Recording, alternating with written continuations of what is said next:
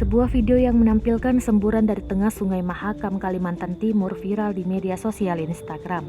Dalam video itu terlihat seperti air menyembur ke permukaan dan berlangsung beberapa detik. Selain itu juga ada arus air seperti pusaran di sekitar semburan tersebut. Meski demikian, terlihat seseorang yang berada di tepian sungai masih santai dan tak menghiraukan adanya semburan itu. Video tersebut diunggah oleh akun @infokubar pada Sabtu 28 Agustus 2021. Sejumlah warganet pun merespon video tersebut secara beragam.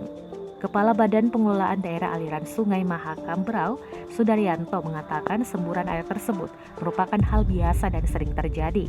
Menurut Sudaryanto, kejadian serupa tak hanya kerap terjadi di Sungai Mahakam, namun juga di Sungai Kahayan.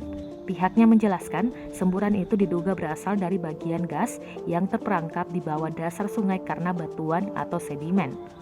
Selain itu, dugaan lainnya adalah faktor penurunan atau longsoran dasar sungai. Kendati demikian, Sudaryanto mengatakan fenomena tersebut aman dan tidak membahayakan.